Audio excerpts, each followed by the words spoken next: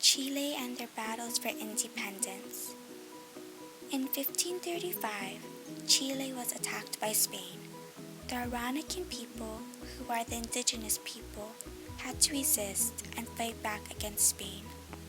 Chile did not have a very advanced military system back then, so they were lucky to have won the first battle. Chile managed to defend themselves and live about 279 years without Spain conquering their land. But of course, Spain cannot sit back. They felt that they needed more land to conquer, more materials to call their own, and have the Araucanian people do all the work. Although some will argue that Spain helped Chile, in reality, Spain destroyed Chile's rights, took their lands and their minerals. In the late 1810s, two battles started between Chile and Spain. This caused many injuries to both Chile and Spain.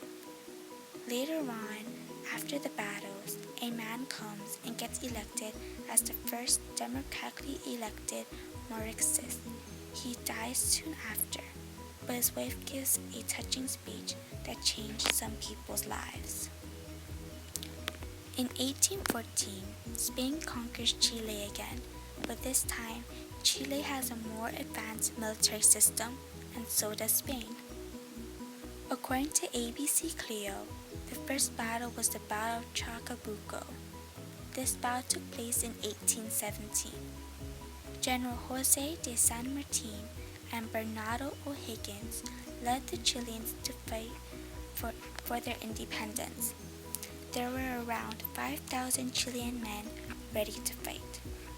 They fought against the royal authorities to claim Santiago, the capital, and start to form their own government. This battle lasted for almost 1 year. In the end, Chilean rebels win and gain their independence. During the next big battle, the Battle of Maipú, ABC Clio says that this battle took place in 1818, 1 year after the Battle of Chacabuco. This battle took place with the Patriots and was a very important turning point in the struggle for Chilean independence. Their leaders were Bernardo O'Higgins and General Jose de San Martin. In the end, they win this battle and gain independence for this part of Chile. During the battles, they defeated the Spanish and drove them out of their land.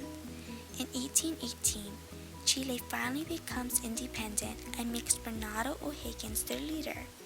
Soon after, between 1823 and 1830, O'Higgins is forced to resign. Spain wanted Chile for their land and their minerals, but while doing so, they destroyed their rights. Chile's land was very good, their minerals were good as well. Chile was mostly used for their copper mines. They had many throughout the land, but it was very hard to work with, looking for copper and other minerals as well. Luckily, Chile gained their independence back from Spain and could live with their life freely. BBC News, Latin America and Caribbean say, late in 1970, a man named Salvador Allende becomes the world's first democratically elected Marxist. He planned to make extensive programs of nationalism and radical social reform. In 1973, he dies in a military coup. His wife, Hortensia Bussi de Allende, was sad, but did not show it. When the body of her husband came back, she made a speech a few days later. Quote, "No trágico rencor ni ánimo de venganza. Quiero un Chile donde haya justicia y democrática y donde los derechos del hombre sean plenamente respetados. Nuestro mensaje no es el miedo, sino la esperanza. No es el odio, sino la alegría. No es el pasado, sino el futuro que construimos todos juntos." End quote. Declaración de Hortensia Bussi de Allende a su arribo a Chile luego del exilio. Estío 24 de septiembre de 1985. When translated to English, she said, "Do not bring grudges and vengeance. I want a Chile where there is justice and democracy, where human rights are fully respected. Our message is not fear, but hope, not hatred, but the joy is not the past, but the future we build together." Statement by Hortensia Bussi de Allende when he arrived in Chile after the exile. HAS, September 24, 1988. Salvador Allende wanted to have better plans but didn't pursue all of them. But luckily, Chile gained their freedom from Spain and can have parts of their lives go back to normal. In conclusion, Chile fought really hard to gain their independence back.